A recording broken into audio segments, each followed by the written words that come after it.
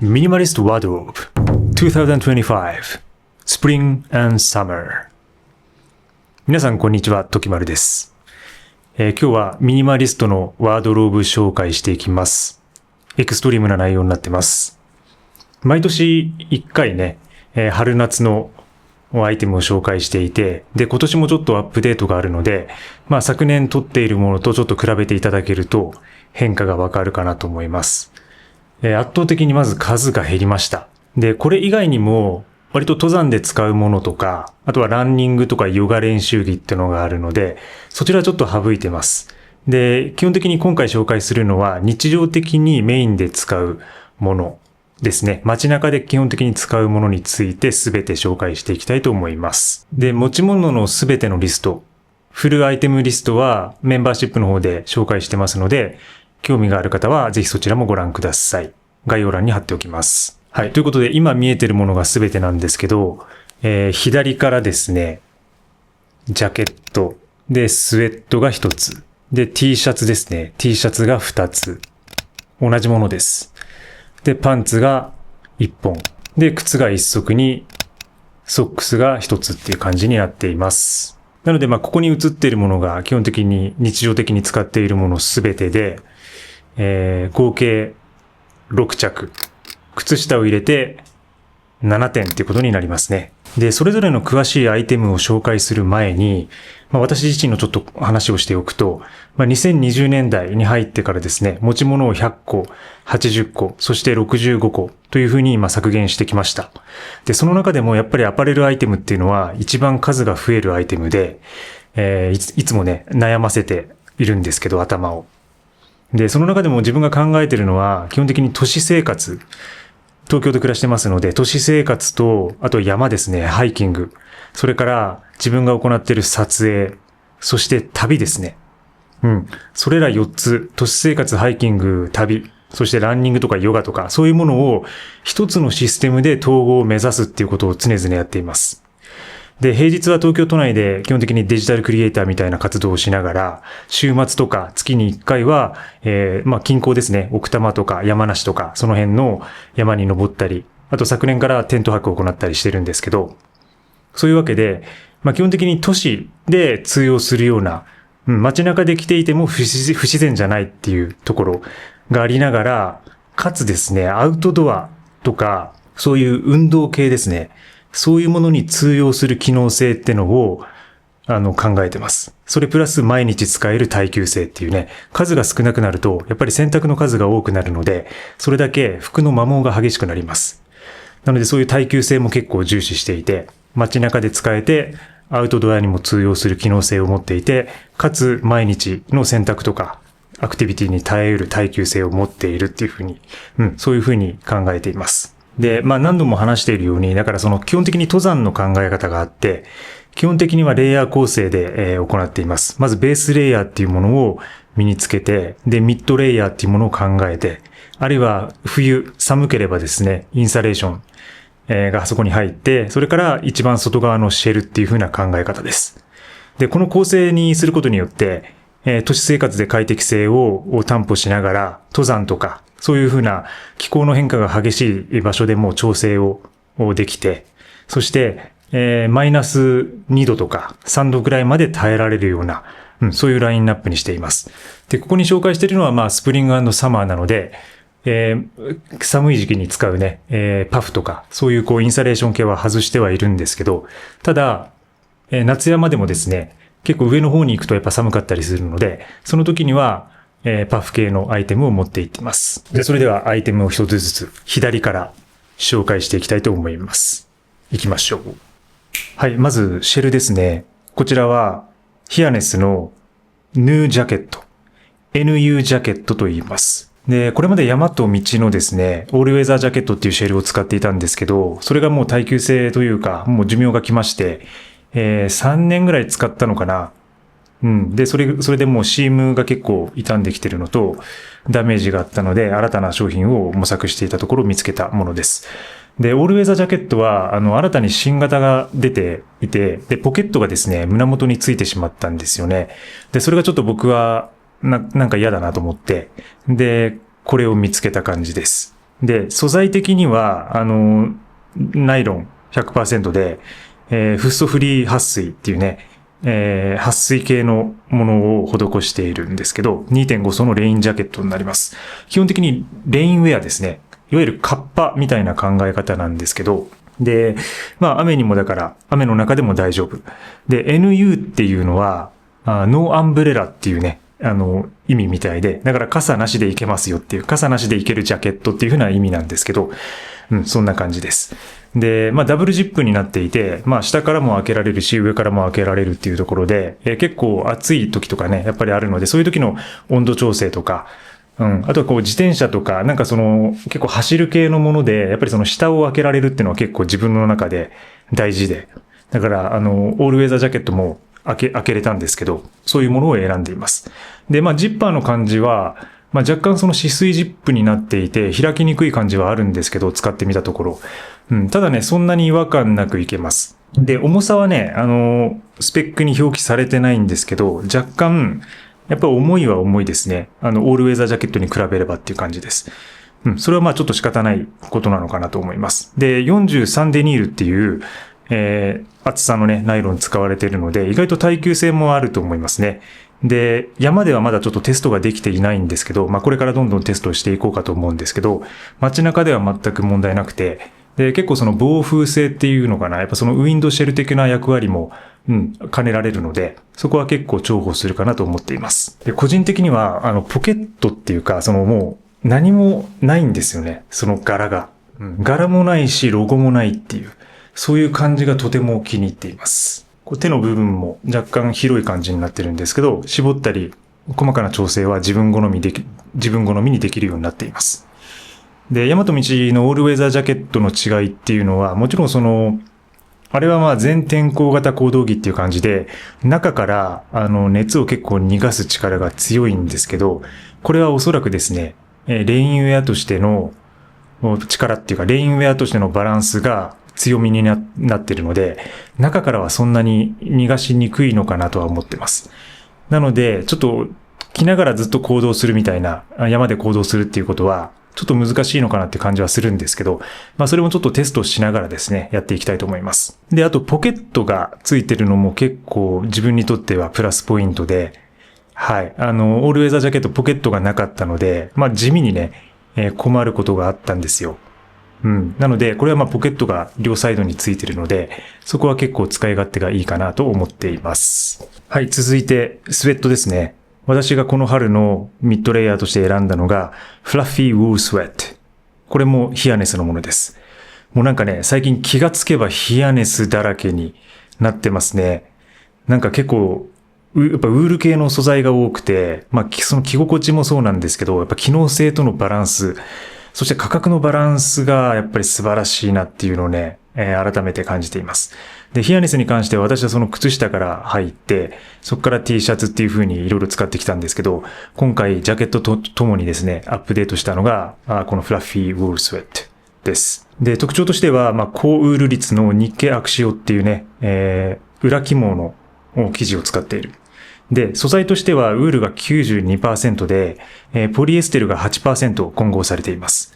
で、このやっぱりそのポリが入ることによって、ウールの温度調節機能とか消臭機能とかそういうものを保ちながら、かつそのポリエステルで耐久性を上げるっていうのが、これがね、やっぱりそのヒアネスの凄さなんですよ。で、それはもうT シャツの方で私はもう2年ぐらいね、使って実感しているので、それがまあスウェットバージョンになったというか、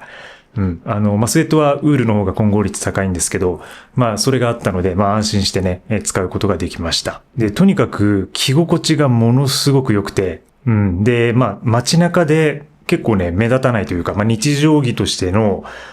ミニマリスト的なベーシック感を保ちながら、もうその着心地が異常にいいですね。なんかスウェットっていうとどうしてもそのスポーティーになりがちなんですけど、まあ、ウール素材っていうところと、このダークカラーっていうところで、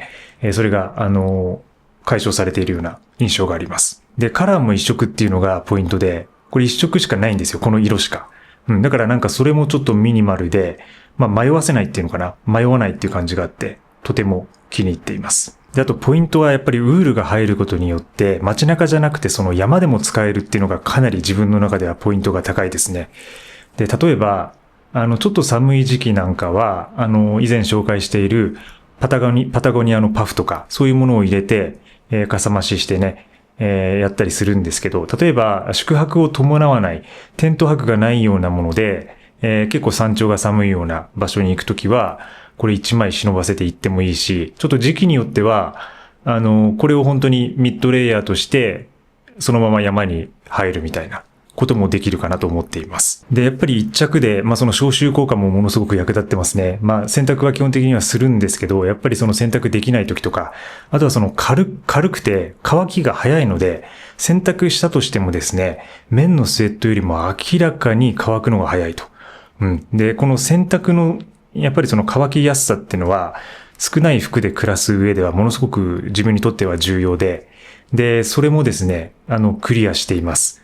もうささっと洗濯して、夜間ですね、夜に部屋干ししておいたら、次の日の朝にはだいたい乾いてるぐらいの感じになるので、そこもやっぱりメンテナンスのしやすさという点でも気に入ってますね。で、デザインももちろんね、良くて、ちょっとドロップ目のショルダーになっていて、で、首周りも詰めすぎず広すぎずの感じ。で、若干、袖の部分はちょっと細い感じはするんですけど、ただね、そのアウター1枚としても着れるし、中のインサレーションとしても着れるみたいな、その絶妙なバランスなんですよね。あまりにもちょっと、オーバーサイズというかな、袖の部分が広がりすぎると、今度この上に、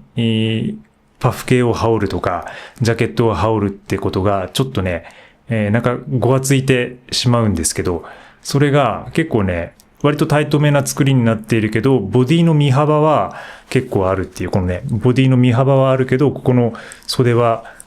スリムっていう感じのバランスを保っているので、非常に着心地がいいけど、なんかシュッと見えるというのかな、バランスよく見えるっていう風な作りになってます。もう非常に絶妙な形だなと思います。はい、続いてヒアネスのドライウール T シャツです。で、これは昨年も紹介しているものですね。もうお気に入りのアイテムです。もうこれしか着てません、ほとんど。で、年中着ています。2年かな。2年着ていたものに、1着しか持ってなかったんですけど、それにですね、この1着を買いましたって感じ。買い増し。ヒアネスの買い増しです。で、1着足して同じもの2つで今後はやっていくっていう風な感じです。で、素材的にはウール 53%、そしてポリエステルが 47% っていうところで、ウールのね、本当に天然で優れた温度調節機能、そして防臭機能、合わせ持ちながら、ポリエステルの耐久性や速乾性を備えているものです。で、やっぱりそのアウトドアとか、本当に相性がいいですね。もともとランニングブランドなので、ランニングにはもちろん最高なんですけど、本当に真夏でものすごく暑い時とかは若干重くなるかなっていう感じはする。で、そういうとこはやっぱりポリエステル 100% みたいな素材の方が良かったりするんですけど、自分の場合はやっぱりその年中使えるものっていうのか、本当に少ないもので1年間やっていくっていうことを考えると、これがウールとポリエステルの混合バランスっていうのが一番最適なものになります。で、着心地も良くて、で、ボックスシルエットですね。で、僕が前持ってた、これまで2年間ぐらい使ったものに比べると、今年のモデルは若干丈がですね、長くなったみたいです。なんか確かに前回のものは若干短いかなって、僕はこれ M サイズを着てるんですけど、ちょっとね、短かったんですけど、それが若干伸びてますね。で、この上にですね、ちょっと今まで着てたものを重ねて、長さを検証してみたいと思います。はい、今こんな感じでね、サイズを重ねてみました。で、やっぱり若干丈が長くなっているのと、で、本当はその縮みも関係あるかなとは思ったんですけど、やっぱりそのポリエステルが結構入ってることによって、そのウール特有の縮みっていうのが結構軽減されてるのかなと思います。それは袖の長さを見てもらうとわかるんですけど、袖とですね、身幅はね、ほとんど変わっていないんですよ。で、着丈だけがちょっと長くなっているので、その着丈が長くなった分は、選択で短くなったっていうよりかはどちらかというと今回の春でのそもそものパターンのアップデートによるものなのかなと、分析しています。若干はもちろんね、縮んでいくとは思うんですけど、今回少し長くなったことによってバランスもより良くなったと感じています。で、本当にもうこれ着るとね、なんか他のもう T シャツが着れなくなるぐらいの快適さで、もうヨガの練習でも着ますし、で、ランニング、旅、そして日常、で、もちろん山にもベースレイヤーとして着ていくと。で、これを基本的にベースに着て、先ほどのスウェットを上から着るとか、で、もっと寒い時は、ちょっとフーディニとかを入れたりもするんですけど、ただね、もうほとんどいけますね。なんか真冬でない限り、もうこの T シャツを中に着るっていうのが、自分の中ではすごくフィットしている感じです。一番最初に買ったものが、この今上に重ねているものがもうね、2年経つので、ただね、それでもやっぱりその毛玉とかほつれとかほとんどないんですよね。これ結構びっくりするくらいの感じで、よく使っているパタゴニアのキャプリーンとか、その辺の T シャツっていうのは割と2年ぐらい着ると結構ダメージというかな、よれてきたりはするんですけど、結構自分が、洗濯頻度少なくしてるとか、丁寧に扱ってるみたいなところも関係してるかもしれないんですけど、かなりね、耐久性高いと感じています。なので、この買い増しすることによって、もうこの2着でですね、全然1、2年は持つかなという感覚があります。はい、続いてパンツですね。パンツは大和道の5ポケットパンツです。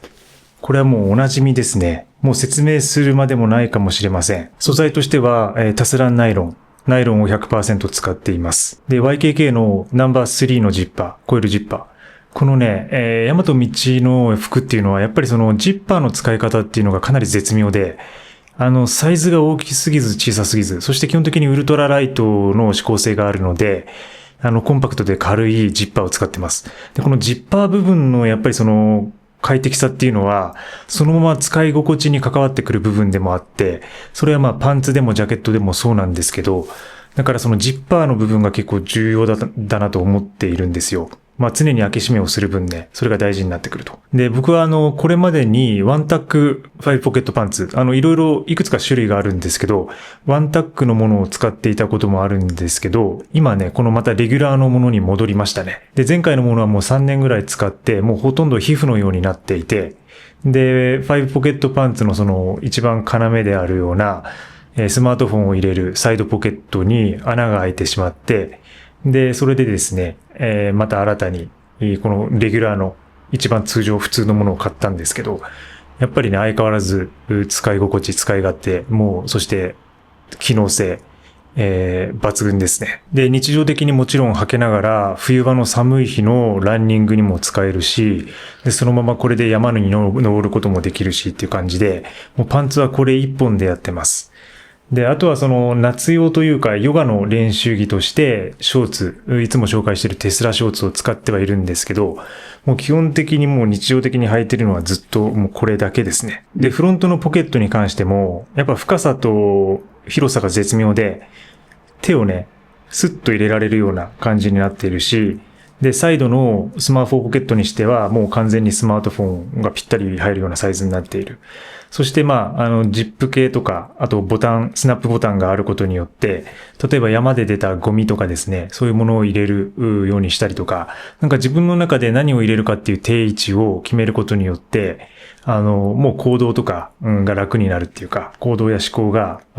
楽になるし、もうこれに慣れてね、かなり自由度が上がるっていうことが起きてきます。で、素材としては、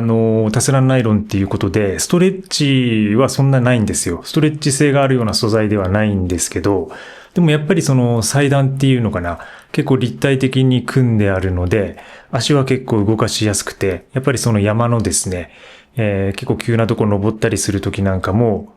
意外と肌離れっていうのかな。意外とこう皮膚とピタッとひっついて歩きにくいみたいなことは全くないですね。で、やっぱ軽いので、これもですね、もう洗濯とかがものすごく楽で、メンテナンスも楽で、で、汚れたらもうちゃちゃっと洗って干しておけば、もう3時間4時間ぐらいで、もう気温が高い時なんかもうすぐ乾きます。で、僕はもうこれ年中使ってるんですけど、冬場なんかも、パパッと夜洗濯しておけば朝乾くって感じで、なので1枚しかパンツを持たない男にとってはですね、これはもう必須アイテムという風な感じになっています。で、他のパンツをちょっと模索したいっていうか探したい気持ちもあるんですけど、なんかね、サイズ感とか、使い勝手とか、あと価格のバランスとか考えてね、もうこれでいいなって感じになってしまうんですよね。はい。ということで、そんな感じで今年も5ポケットパンツガシガシ履いていきます。なんかポケット破れるまでに2年半とかだったかな。2年半か3年ぐらいだったので、まあ2年に1回とかぐらいにやっぱ買い替えてもいいのかなと思ってますね。やっぱどうしてもまあ毎日履いて激しい、まあ山とかでも使っていると割とこう摩耗がしてくるので、で、ポケットが破れたらなんかそれをこう、その中に入れてるものをこう落とすとかね、そうなっちゃいけないので、やっぱこうね、山とかで落とすとなかなか探せなかったりとかするんで、そういう意味でも、ある程度こう耐久性を自分の中で使ってみながら、どれくらいの感覚で、新たに、リプレイスしていくかっていうのをね、考えることを今後もちょっとやっていきたいと思ってます。はい、最後ですね。最後はシューズになります。シューズはビボベアフットのプライマストレイルニット。これはもう詳しい動画を過去に何度も上げてますので、そちらを興味がある方はご覧ください。で、もうこれ一つでですね、基本的に、活動しています。で、もう一つブルックスのランニングシューズもあるんですけど、それは結構ランニングと山との使い分けでしていますね。で、日常的には結構ビボの方を履く方が最近はやっぱり増えてます。で、ランニングなんかも基本的にもこれで全部やっていて、で、レースにも過去にですね、マラソンに出たりしています。で、今年もちょっと夏前ぐらいにちょっとレースが一本決まってまして、で、それに出るんですけど、まあちょっとどっちを履こうかなって感じて悩んでるんですけど、今のところはまたね、ビボでちょっと走ってみたいかなとは思っています。そしてこのビボに合わせて履いているのが、右側にあるダーンタフのトレイルモデルですね。はい。トレイルモデルのものを履いています。こんな感じですね。うん。で、なんか今まで4分の1のランのソックスを履いてたんですけど、なんかビボは若干自分の足のサイズだと、これくらいのちょっと厚手の靴下でもいいのかなっていう感じがしています。結構ね、フィット感がいいですね。特にその山に行くときなんかは、靴下があまりにも薄すぎると、結構この隙間から結構入ってきたりするんですよね。石とか枝とかが小さな。これで行くとそれが入らないので、結構そういう意味で、この厚さが結構調子いいかなとは思ってます。ただちょっと夏場になるともうちょっと暖かくなると暑すぎるかなっていう気はするので、まあ結局、ダーンタフのですね、4分の1のランの一番薄手のウルトラライトモデルを履くことにはなると思うんですけど、まあ、ちょっと行けるところまでですね、この厚さで今年はちょっと行ってみようかなと考えています。で、まあ耐久性とか履き心地はもう全く問題ないですね。で、これも完全にウール素材なので、まあ匂わないし、足も蒸れにくいし、で、冬場は結構あったかいし、で、夏場でもね、意外とそのウール素材って履けるんですよね。うん、意外と気持ちいいというか、だからなんか夏場は暑くて、そのウールってなんか皆さんその毛をイメージするような感じで、ちょっと暑すぎるんじゃないっていうふうにイメージすると思うんですけど、意外とその着た時っていうのはさらりとしてですね、なんかその汗もうまく吸いながらそれを外に逃がしてくれるような感じがしていて、結構夏場も着れる素材だなと思っています。以上。はい。ということで、エクストリームミニマリストのワードローブ、春夏2025年バージョン。紹介してきました。今年は結構アップデートありましたね。まあブランドがかなり入れ替わって、まあヒアネス主体になったっていうことと、あとは数もですね、それによって減らした感じになっています。だいぶ減りました。今年はまあ夏、まあ多分年中使えるラインナップだと思うので、まあ秋、冬ぐらいまでこのラインナップでやっていこうと考えています。また何かワードローブについて進捗がありましたら共有しますので、